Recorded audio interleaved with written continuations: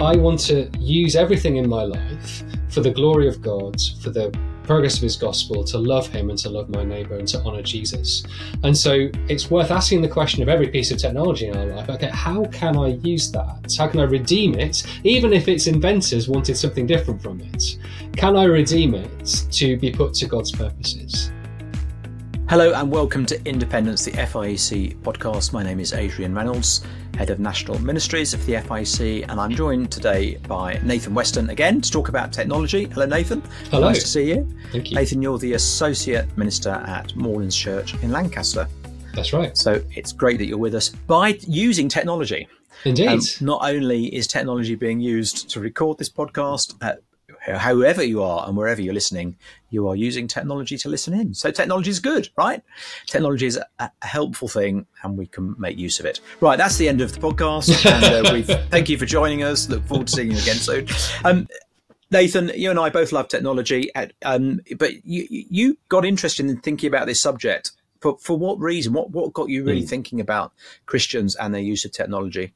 Yeah, well, I have a little bit of a background in it. I did a PhD in computer science many years ago, and so I should be calling you Dr. Weston. Sorry, if you would please, Professor Adrian. Yes, that's right. Please don't do that. Yeah, so I had an interest in it. I was sort of enmeshed in digital technology and programming and all the rest of it, but I'd always been slightly uneasy, I think, about my own use of technology. I know that I'm as prone as anybody else, and probably more so to sort of waste time and to use it badly.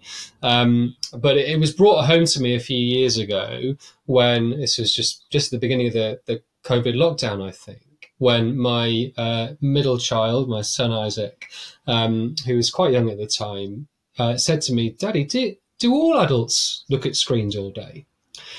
And that hurt. That was very painful. You could have just said yes. Yes. I'm perfectly normal. Yes. Yeah. No, but that's the kind of the moment where you think, this isn't really very good. I was very dissatisfied, I think, with my own use. I still am, I think, with my own use of digital technology, with screens, with phones and things.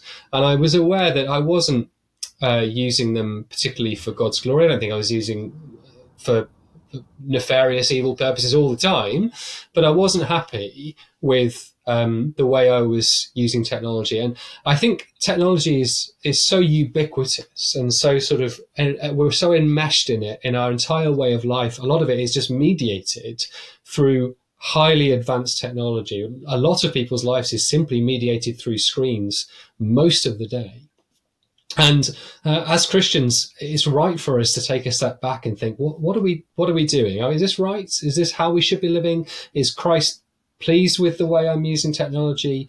But because it's the air we breathe, very often we don't stop and ask those questions. You know, there's that famous passage in Isaiah 44 where the famous critique of idolatry, where the chap knocks down a tree and uses half of it to bake his bread and half of it to bow down and make it into an idol and bow down to it. And Isaiah's critique is no one stops to think. And so that question from my son made me stop and think. Now, if you haven't listened to the first podcast we've recorded on technology, do listen to that. But worth just saying here, we're not just talking about smartphones. This is a slightly broader topic. But that, frankly, is the way that technology manifests itself majorly in most of our lives, doesn't it? Yes, absolutely. I think that is the one, I suppose, that is what everybody is talking about. That's what I think lots of people who aren't Christians in our world are talking about. The ubiquity of always online, always available, and there's an app for that kind of culture, I think has been profoundly shaping in our world over the last, let's say, 15 years. And I think that is when people talk about technology, I think rightly we zero in on that as sort of, okay, that is the sort of crux of where the challenges are for how we live well is mediated through smartphones, social media, internet, that kind of thing. Yeah. So let's think about this in church life. You and I are both pastors. So we want the flock of Jesus Christ to flourish, to live in a way that is honouring to Christ, pleasing to him. We want to be able to help people as adults in our churches. We want to be able to help parents in our churches navigate some of this kind of very tricky territory, really. But let's just step back from that a moment and start with ourselves as pastors. We need to watch our own hearts, don't we? We need to guard our own hearts. And that's kind of your testimony. I've been through similar sort of circumstances as you think about how you use technology. I'm not on social media the way I used to be, for example, because I realized the damage it was doing to my heart. So let's think about ourselves as leaders. How do we as leaders wrestle with it? Often people are not speaking into our situation. We're doing the preaching, not necessarily sitting under the preaching.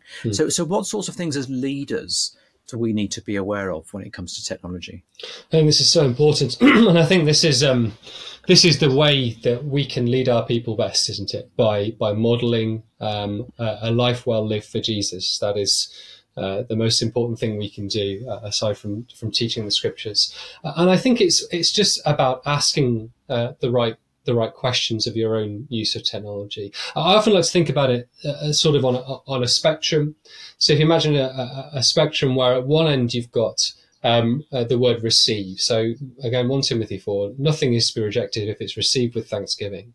So think through perhaps some of the technologies that you're living with day to day and give thanks for them. Give thanks for the kettle that means that you can make someone a cup of tea when they come around. Give thanks for the car. I'm not in the habit of stopping and thanking God for stuff that I use every day, which is awful, isn't it? And so just as we thank God for our daily bread, let's give thanks for our daily bread maker. Let's give thanks for our technology. On the other end of the spectrum, was it someone? Sorry, I've got to tell this story because it's one of my favourites. Sure. Didn't someone? I think someone once criticised G.K. Chesterton for not saying grace before a meal. And he said, you say grace before food. I say grace for my train journey and my car ride and my... and then he sort of listed all these things that he was thankful for. And it's a stupid story, but it's true, isn't it? That's true. Christians, we're very regimented about thanking God for food. Yes. But well, so much else we don't thank God for. We're profoundly ungrateful people, Jim. Yeah. And so, that is actually... bread of our hearts, but also bread of our world, that teaches us to be dissatisfied by showing us brand new things every week and saying, your phone's rubbish, get this one instead.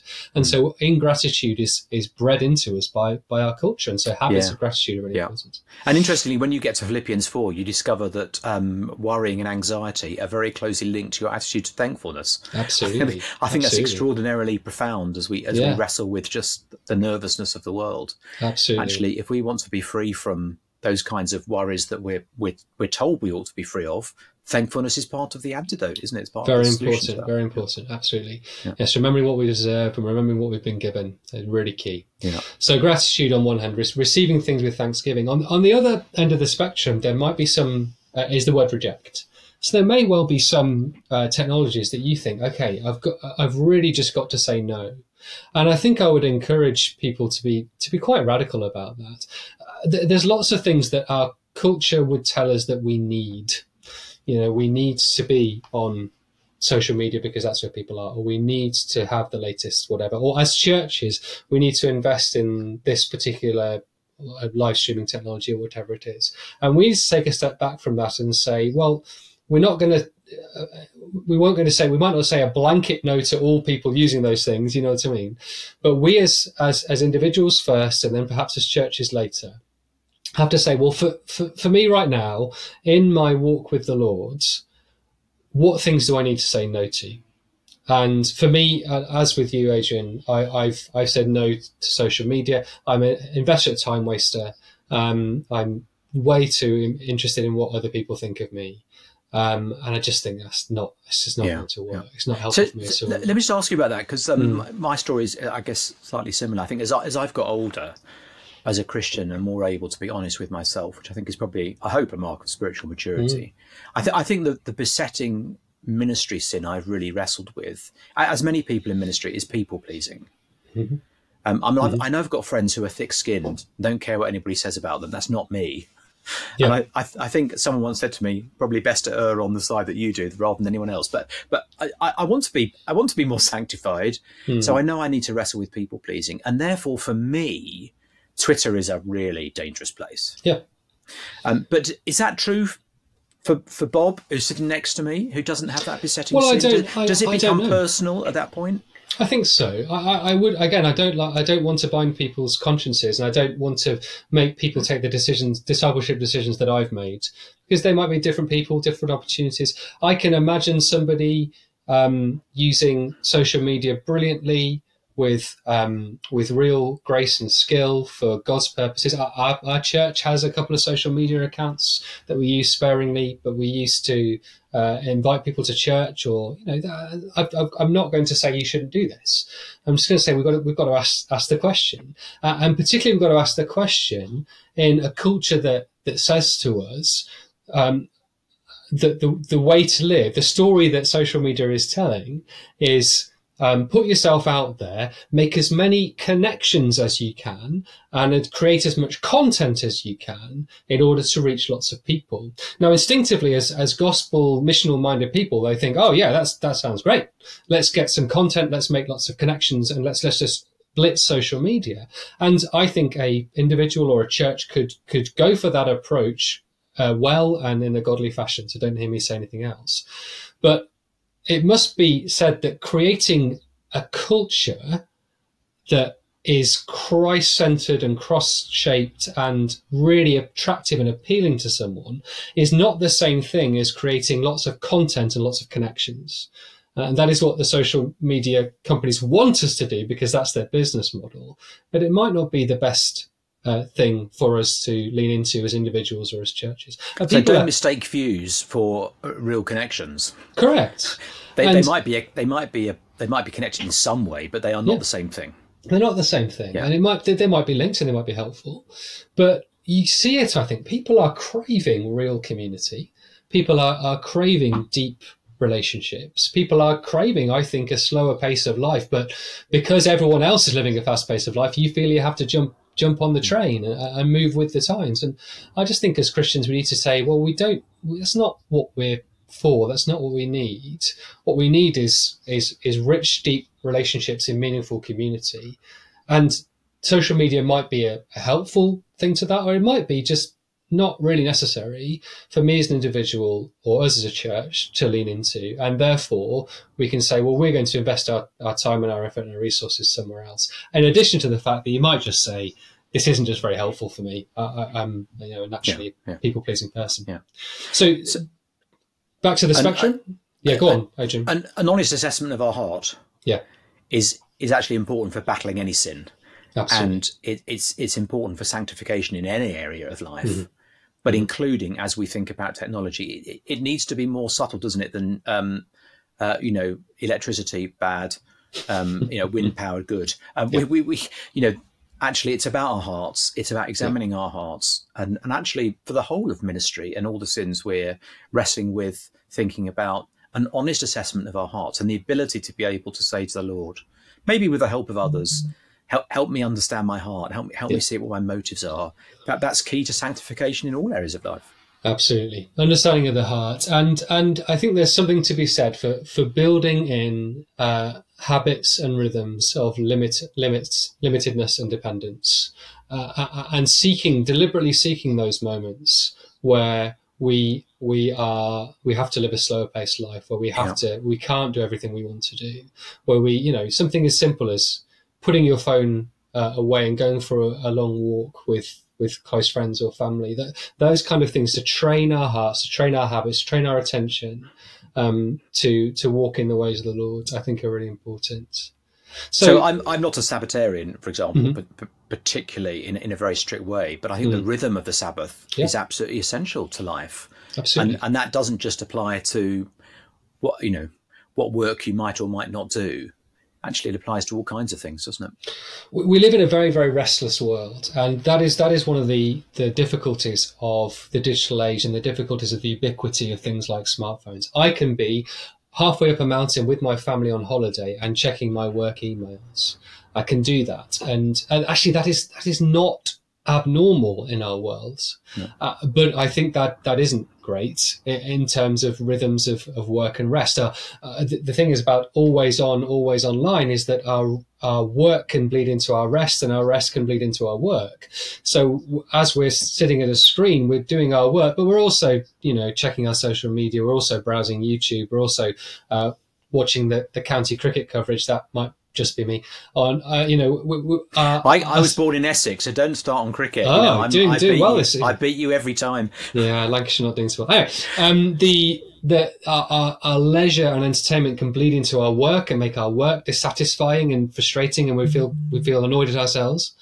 And then in the evening, our work can then bleed back into our rest, or in the weekends or whatever it is. And so you never really work very well, and so you never really rest very well, and all our patterns are out of joint. And so I just think, it's worth just thinking about that. What are my patterns of work and rest? So what do I need to say, not just perhaps a blanket no to, but a no to at certain times? Do I need to, for my work hours, block internet access? Do I need to just say no to... in the evening times, putting my mobile phone, turning it off and putting it away so I can spend time with my family. And so it's got to be a bit more nuanced than yes or no, but there has to be a question about that. Yeah. Just on that, by the way, something I found very useful, this might just, I don't know if other people might find this helpful or not, is that some of the controls that are now built into smart devices for parents, we'll come on to talk about parents a bit later, but some of the some of the controls that are there to help parents control their devices for children, I found very helpful. Absolutely. I let my wife use those for me, turning things off at certain times, restricting access. I find that really helpful. Absolutely, me too. And that brings to the sort of middle of the spectrum. Remember, we had receive with thanksgiving on one end and reject on the other. I think most technologies fall in the middle, where the R word is redeem. In that I want to use everything in my life for the glory of God, for the progress of his gospel, to love him and to love my neighbour and to honour Jesus. And so it's worth asking the question of every piece of technology in our life, okay, how can I use that? How can I redeem it? Even if its inventors wanted something different from it, can I redeem it to be put to God's purposes? So, and sometimes it's easier or harder to do that. So the invention of the smartphone, most apps and most use of that want my attention all the time. They want me to look at it. There's notifications all the time. The software and the designers of the software want my attention. Well, I want to give my attention to the Lord and his word and his people. At least I do in my saner moments. And so how can I redeem, reconfigure, remodel my technology that I can do that better, and to be quite ruthless with that. So that's where it's a double-edged sword, that actually the configurability of a smartphone is a blessing, in that I've basically, this is just me, I'm not binding anyone's conscience, but the way I use my smartphone is I've completely disabled most of it. It doesn't have a browser at all. It doesn't have any sort of time distracting apps. It's in black and white, and I mostly don't have it on me. I've just got like Google Maps and parking apps, because you can't pay anymore with cold hard cash. And I have a podcast player on there. Even that I don't use as much as I used to, mainly because I found that anytime I was walking somewhere, I'd listen to a podcast, or anytime I was doing something, and I just found the constant input and the constant stimulus, even though it's fairly wholesome stuff, sometimes even the Independence podcast, was just a sort of constant stimulus to my mind. And I never had time to sort of think or pray. And I just think my walk to church is about half an hour. So if I'm walking to church, either to go to the office or Sunday morning, I never have my headphones in. So I think, well, there's a perfect opportunity to limit myself to thinking and praying. And so making your devices work for the Lord and for his purposes, rather than looking to them to give purpose and meaning to your life, because that's what they will do. If you get your phone and you turn it on, and it will give you something to do. It will set the agenda for you. So we end up being discipled by our devices if we're not clear about that. Yeah, absolutely. And I think so. There's been various people writing on this. I think Samuel James's book Digital Liturgies is really helpful, because it shows us that what the designers of the social internet want from us, how they want to disciple us, how they want us to live, the liturgies that they would love us to live. And how different that is from the vision of human flourishing that we get in the scriptures. And that doesn't mean you never use them. I still have a smartphone. I'm less and less convinced I need one, but I still have one. But I'm trying to make it work for me, and therefore work for the Lord and his purposes, rather than me working for it. Let's talk a little bit about how we're slightly running out of time, so we'll have to we'll just speed up a little bit, I guess. Yep.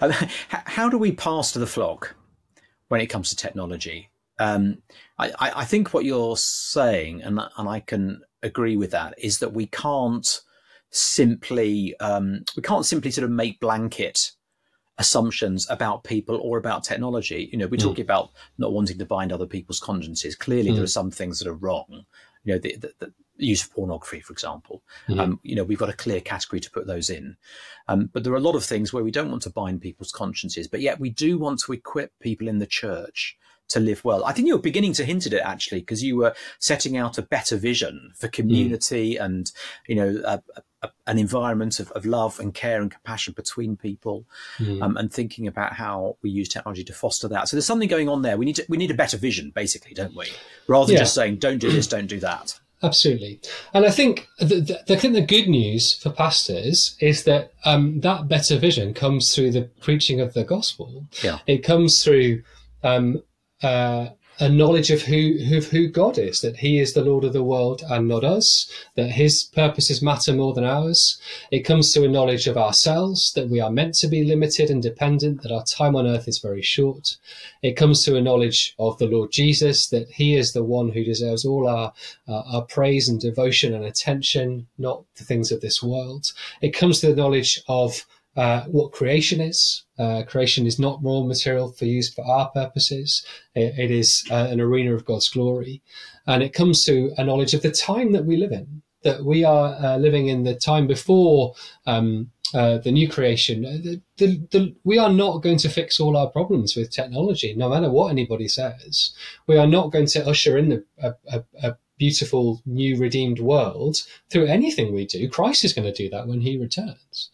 And so we can live well for the Lord now and make the most of our time in the here and now, but we're not going to fix the world with technology. And so we can rely on Christ and wait for his coming, and not be too fussed that we're not taking every opportunity that right in front of us right now, because we can enjoy our limitations. And so I think a rich preaching of Scripture will form our hearts and minds in those areas. But I think it is helpful to raise questions like this. I've done seminars on this topic at different churches and within our own church. I've taught the youth group through some of this stuff, and all I'm wanting to do is to give a bit of the picture of what the Bible has to say about technology in the world, and sort of say, well, look, you need to go and ask the questions of yourself.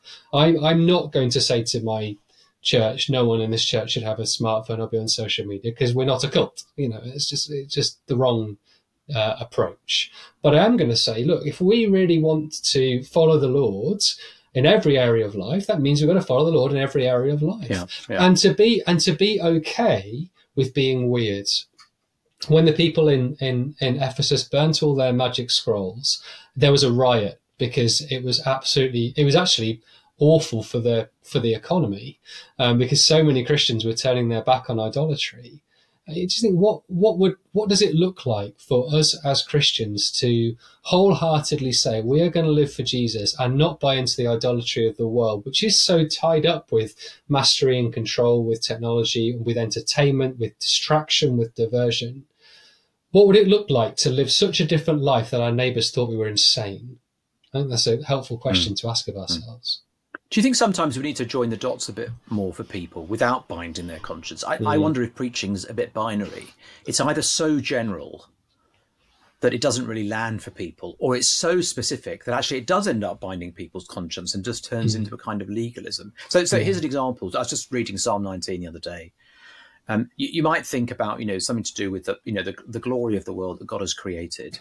And you could tell a little story in a sermon, couldn't you? And then I'll go northern with my illustration. So next time you're driving up the M6, up past Lancaster, and you drive into the lakes, why not just switch off the stereo and just look at the landscape, which is quite spectacular as you drive up that motorway, and just think, isn't this wonderful? Someone could, just read a verse out from, you don't need to say to people, you must do this when you drive up the M6. That's right. But by giving illustrations like that, perhaps worked examples, we do help people begin to see how to apply the word to their lives, don't we?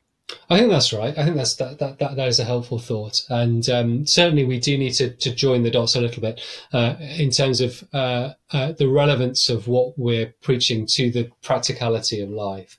I think in our church, one of the things that we've been doing in recent years, and again, this isn't the only way to do it, but one of the things we've been doing is we've changed the focus of our small group ministry. So our small groups now, their usual diet is not a separate Bible study on something different. It's a reflection and a sort of meditation on the sermon and the passage we've just heard. And I think that's the kind of opportunity where you can sort of say in that group or in a follow-up conversation, so what would it look like for you to put that sermon into practice on Monday morning at work, or when you're parenting your child, or with your devices at home? Let's map some of those things out. Let's have those kind of conversations. And you're not telling people what to do, but raising the kind of questions where you say, okay, what do you think about that? Have we really thought this through from a Christian perspective, or are we just doing what everyone else does because it's easy? And just as an aside on that, we do the same thing, by the way. One of the things I've discovered is you do need to train your small group leaders slightly differently. Yeah. So I think lots of churches I know are sort of moving towards that model, which I think is a good one. But actually, if you've trained your small group leaders to be inductive Bible study leaders, it's a slightly different set of skills to be able to lead them through the work of application and, not binding one another, all that kind of thing. So I'm just as an aside, I think you're listening to this. And the key thing for the small group leaders, I think, is that they are doing the work of applying the sermon to their own hearts. That's true of all of us. That's the most important thing that we can do to lead other people. And I said this before, is to be active, receptive hearers of the word who are prepared to change and humble enough to say, as a result of that, I really do need to change some things in my life. Yeah. Nathan, we've got just under 5 minutes left. Can we have a quick word thinking about parents? Mm-hmm. I think one of the hardest things in church life is shepherding parents. Yeah. We obviously do have an influence on children through youth groups and children sitting in services and what have you. But I think especially we want to help parents in this area. And I think a lot of parents are anxious, not so much for themselves, but for their children. They hear what their children are being exposed to. They hear how social media especially is being used amongst teens and get very, very anxious about that. And in some ways, rightfully so, in terms of some of the horror stories I think you hear about. What could we say to parents about their parenting when it comes to technology and their children and what they're exposed to? Yeah, I think absolute number one is model what a good use of technology to your children. If it doesn't matter how well you speak to your children, if you're on your phone all the time when you're with them, you're teaching them how to live. Yes. And so restrict your hours on the phone. Hang on. Yes, restrict your hours. I can see. That's right. Can you imagine? Yeah. What our children, that wonderful passage in Deuteronomy about talk about the things of the Lord when you sit at home, when you're walking, when you're walking in the road. You can't do that if you're on your phone. We need to, and I'm saying this to myself more than anybody else. We need to give our children time and attention and unhurried space. I know that's very difficult for some parents with working hours and all the rest of it. And please, if you're listening to this, don't feel, I'm not trying to make anyone feel guilty. At the same time, that ought to be the goal, oughtn't it? Just to sort of say, is there anything I can do just to increase the amount of unhurried time I have with my kids? And to ask the question, what kind of relationship with technology are they seeing me have? And so what are they going to learn from that? And I guess the other thing to remember is that you're the parent, and so you can say no. You can say no to your kids, and there is a tremendous amount of pressure, I think, culturally, for parents to give their children what all the other children have. But it is interesting. There's been a bit of a backlash recently, hasn't there, in the wider world, where parents are now getting together and forming collectives who are saying, right, none of us are going to give smartphones to our kids. In primary school, I think it was. And so I think there is this general sense that if no one else had a smartphone, no one would be buying a smartphone for their kids. Yeah. But there's a sort of a keeping up with the Joneses thing. Now, I'm not going to tell anybody how to live their lives, and you've got to make your own decisions. And there's wisdom in lots of different approaches. We're not buying smartphones for our kids. None of them have it. Our 13-year-old has an Alcatel, I think, rather than a Nokia brick phone, which means that he can text his friends and that he can give us a ring if he needs a lift. I don't think at the age of 13 he needs more than that. And when I was 13, anything more than that would not have been helpful for me. No, I had a phone card when I was 13, I think. Well, I had 20p in my pocket. That's what we've told our kids. This is 20p in your pocket. And just, I mean, you said a bit earlier on about how, Christians need to learn to be weird. Yeah. So putting that in a parenting context, actually, we've got to teach our children it's okay to be weird. Absolutely. Or to be a bit more theological about it, we've got to teach them to be in the world but not of it. Yeah, so we've got to teach them that the reason that they're weird is not because Christianity is weird, but because Christianity is sane and the world is weird. Yeah. We had a very helpful and fruitful preach through the book of 1 Peter before Christmas this year, and it was just wonderful. It's just so relevant, isn't it, for today? To see the beauty of walking in the ways of Christ, knowing that he was weird and hated and despised, and yet he was honoured by his Father, and he's left us a good path to follow. It's a path of suffering, it's a path of opposition and persecution, but there's no more blessed way to walk than in the footsteps of Christ. Yeah. Nathan, that seems to be an entirely appropriate place to finish. Thank you so much. I found it a real help, and I hope others who are listening have too.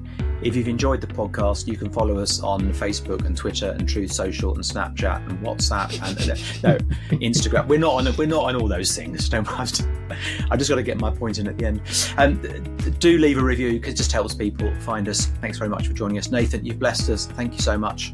Thank you. And bless you in your ministry up there at Moorlands and in family life too. And we look forward to catching up with you all soon. Thanks. Thank you.